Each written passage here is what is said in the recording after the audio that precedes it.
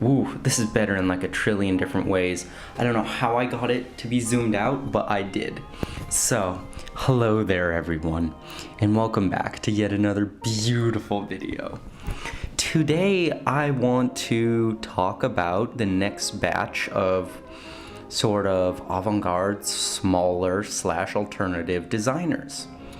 And I had originally recorded this video in an alternative space, and I can show some clips here. It looked really cool. Unfortunately, audio-wise, it did not sound really cool. So I kind of had to scrap that version of the video I recorded, which also sucked because that took a bit of time and effort to be in that studio space, but oh well. Here we are. Let's get right into it.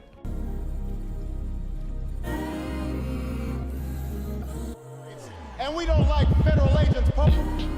I would like to mention first that I'm very glad there was a very nice reception for my previous video, as I wasn't sure if I wanted to make that type of video, yet I always want to teach, and I always want to bring light to certain things within the fashion sphere and the art sphere that I love. So it was nice to have this opportunity to talk about smaller designers and hear you guys' comments and what you think about the different designers.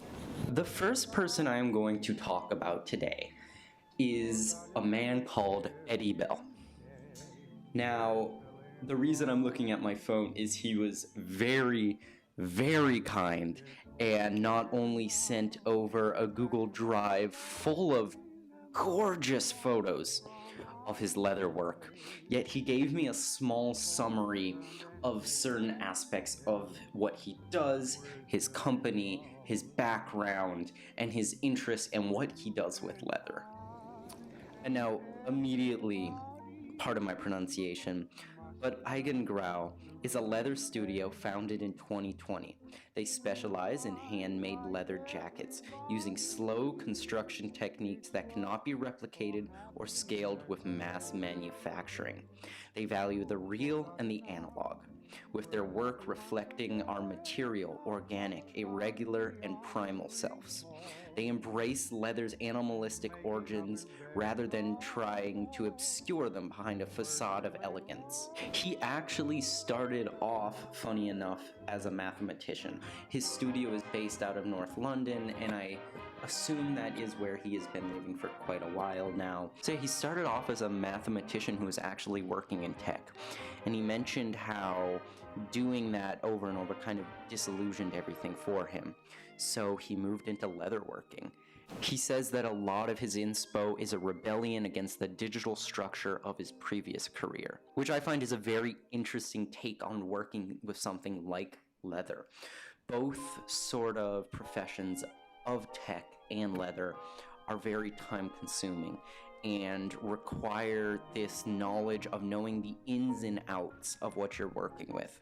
And I am very happy that he seems to be enjoying it so much. The jackets that he make are, in my opinion, the most beautiful leather jackets you can buy right now.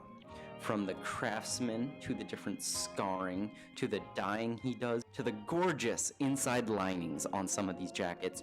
They are by far the greatest leather works I have seen in a very long time. They really emphasize on everything that avant-garde and craftsman fashion is, and I just really want him to keep up this amazing work. So if you guys would check him out, that'd be amazing. Both of these people that I'm going to be talking about today will be linked down below. Of course, this is not sponsored or anything.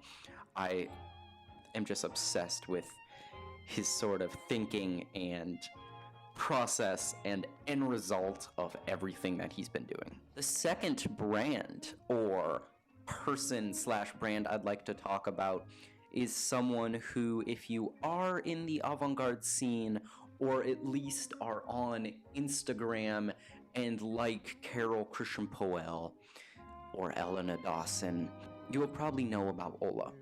She is an internet personality, I would say, more or less, who is known for her amazing outfits that she has. Yet her and her boyfriend have actually had a few brands in the past. Yet the one that I want to talk about today is Darkling Serein. This brand is a step away from the previous one that they had, Appendage, which was a lot more streetwear based, and you can feel that they really embrace the idea of almost darker fashion. A lot of their colors, of course, will be on the more monochromatic scene instead of anything in the lights of what you would have seen before. Yet it is the materials and the use of these materials to create unique items that are wearable, which is what impresses me. And that's really the main thing. This clothing is wearable. It would almost be, in my opinion, elevated avant-garde basics.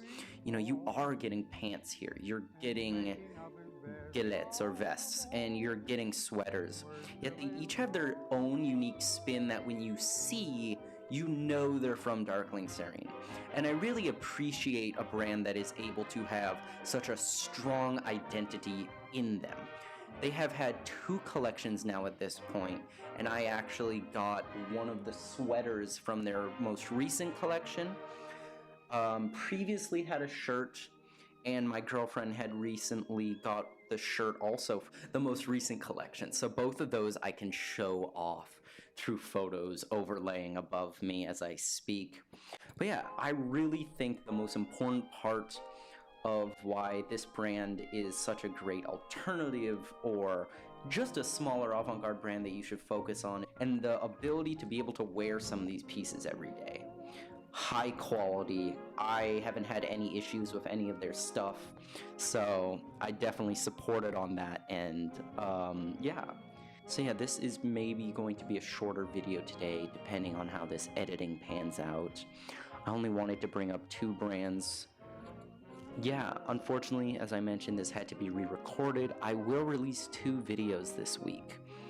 I have a new job now that will hopefully let me have a little more energy when I'm home, and I can focus on things like YouTube and sewing, maybe even get back into TikTok, which would be honestly something I've been thinking about for a while now. So yeah, as always, I hope you guys enjoyed this video. I hope you learned something, and have an amazing day.